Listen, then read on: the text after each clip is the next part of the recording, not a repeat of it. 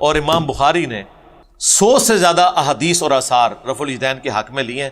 اور پہلی حدیث مولا علی سے لی ہے، تاکہ اگر کوئی کہنا جی ابو بکر سے ثابت کریں رفع الیدین، جی عمر سے ثابت کریں، عثمان سے، علی سے، انہوں نے کہا چھڑ دو، رکو ذرا، صبر کرو، ہم علی سے ہی ثابت کر دیتے ہیں، تاکہ پھر یہ سوال ہی نہ کرو کہ آخری وقت تک کرتے تھے یا نہیں کرتے تھے۔ ہاں، خلفائے راشدین کرتے تھے یا نہیں کرتے تھے؟ اس شخص سے حدیث لے کے آئے کہ جو تینوں خلفاء کے ساتھ رہا اور رسول اللہ کے ساتھ رہا،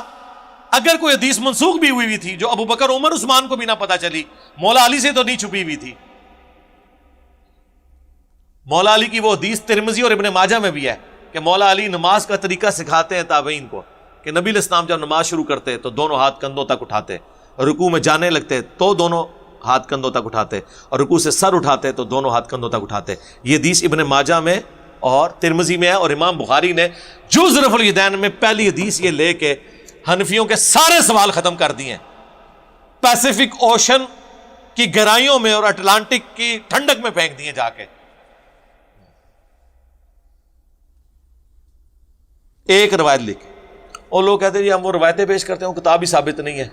اور یار، جو لوگ بخاری مسلم کی رفع الیدین کی حدیثیں نہیں مانے ہوئے ہیں، ان سے آپ نے جز رفع الیدین کی حدیثیں منوانی ہیں امام بخاری کی کتاب کی، اور جو قرآن کے عقیدوں کو نہیں مانے ہوئے، ان سے آپ نے امام بخاری کی کسی کتاب سے کوئی بات نکل کر کے ان سے منوانی ہے۔ لیکن پھر بھی ہمارے کلمہ کو بھائی ہیں، نمازیں ان کے پیچھے پڑھیں، چندے ان کو دیں، یہ آپ کو مسجد سے نکالیں تب بھی پیچھے پڑھیں، تاکہ آپ خاموش دعوت کریں سنت انشاءاللہ۔ علی بھائی، شیعہ اور کچھ سنی حضرات ایسے ہیں کہ جب نبی کہتے ہیں کہ نبی علیہ السلام معراج پر گئے تو وہاں جو ہاتھ نظر آئے مولا علی کا، بالکل جی جھوٹ ہے۔ ایسا جھوٹ بولنے والوں پر اللہ کی لعنت، اللہ کے فرشتوں کی لعنت، اور رسول اللہ اور مولا علی کی بھی لعنت، جھوٹ بول رہے ہیں۔